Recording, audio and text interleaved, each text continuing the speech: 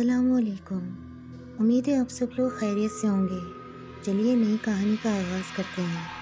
کبھی کبھی جو چیز ہم دیکھتے ہیں وہ حقیقت نہیں ہوتی، اور کبھی جو ہم حقیقت سمجھتے ہیں وہ ہمارے وہم سے کہیں زیادہ خطرناک ہوتی ہے۔ آج کی کہانی ان لوگوں کی ہے جنہوں نے رات کے سفر میں وہ دیکھا جسے وہ زندگی بھر بھلا نہیں سکے۔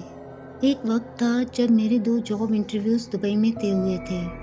اس وقت میں ابو ظہبی میں رہتا تھا۔ پیسے بچانے کے لیے میں نے فلائٹ کی بجائے گاڑی سے جانے کا فیصلہ کیا۔ اس وقت میری نوکری بہت بری تھی، اور یہ دونوں نوکریاں میرے لیے ایک نئی شروعات ثابت ہو سکتی تھیں۔ یہ کارپوریٹ آفس کی نوکریاں تھیں، اچھی تنخواہ اور زبردست سہولتوں کے ساتھ۔ میں جمعرات کی رات کام ختم ہوتے ہی روانہ ہوا۔ جمعے کو چھٹی لی تھی کیونکہ انٹرویوز اسی دن ہونے تھے۔ گھر جا کر میں نے اپنا سوٹ کیس لیا، خاندان سے الوداع کہا اور ایک لمبے 8 سے 9 گھنٹے کے سفر پر نکل پڑا۔ میرا اندازاً پہنچنے کا وقت رات 2 بجے کے قریب تھا، اور میں ایک ہوٹل میں رکنے والا تھا۔ میں نے ڈرائیو کے آغاز میں 3 کپ کافی پی اور کچھ دیر تک ٹھیک رہا، مگر اگر انسان پہلے ہی تھکا ہوا ہو تو کافی بھی زیادہ دیر ساتھ نہیں دیتی۔ انٹرویوز کی ٹینشن کی وجہ سے مجھے پچھلی رات نیند نہیں آئی تھی، اور کام کے بعد اتنا لمبا سفر کرنا انتہائی مشکل تھا۔ رات کافی گزر چکی تھی، اب صرف 2 گھنٹے باقی تھے۔ سڑک تقریباً خالی تھی۔ نیند شدید آ رہی تھی کہ اچانک ہائی وے کے کنارے میں نے ایک آدمی کو سوٹ میں کھڑا دیکھا۔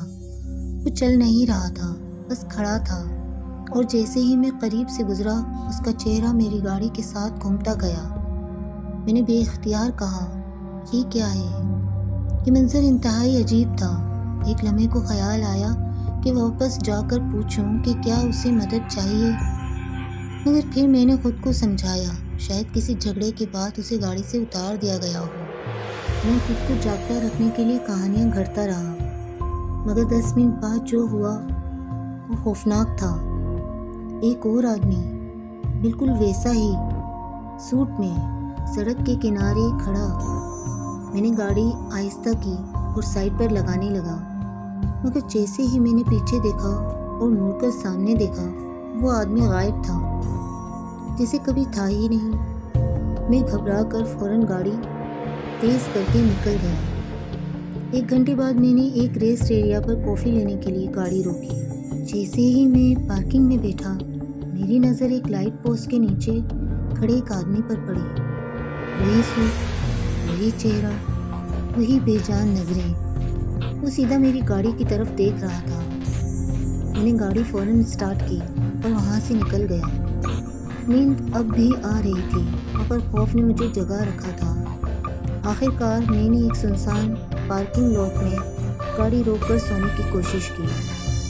جیسے ہی آنکھ لگنے لگی، میں چونک کر جاگ گیا۔ میں نے چاروں طرف دیکھا، کچھ نہیں تھا۔ پھر میں نے بیک ویو مرر میں دیکھا، پچھلی سیٹ پر کوئی بیٹھا تھا۔ میری تو روح جیسے جسم سے نکل ہی گئی۔ میں نے چیخ ماری، دروازہ کھولا اور گاڑی سے گر پڑا۔ کچھ لمحوں بعد جب دوبارہ دیکھا، گاڑی خالی تھی۔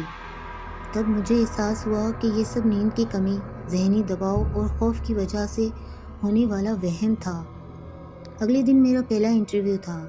جیسے ہی انٹرویو لینے والا آیا، میں جم کر رہ گیا۔ وہ بالکل اس سوٹ والے آدمی جیسا تھا۔ میں اس انٹرویو میں ناکام رہا، مگر دوسرا انٹرویو ایک خاتون کے ساتھ تھا، اور وہ میں نے پاس کر لیا۔ آج میں دبئی میں رہتا ہوں اور وہیں کام کرتا ہوں۔ میری تھراپسٹ کے مطابق ذہنی دباؤ اور نیند کی کمی نے مجھے ہیلوسینیشن میں مبتلا کر دیا تھا، لیکن آج بھی وہ رات میری روح تک کو ہلا دیتی ہے۔ اگر یہ کہانی آپ کو پریشان کر گئی ہے تو اگلی کہانی کے لیے تیار رہیں اور ہمارے چینل کے ساتھ جڑے رہیں۔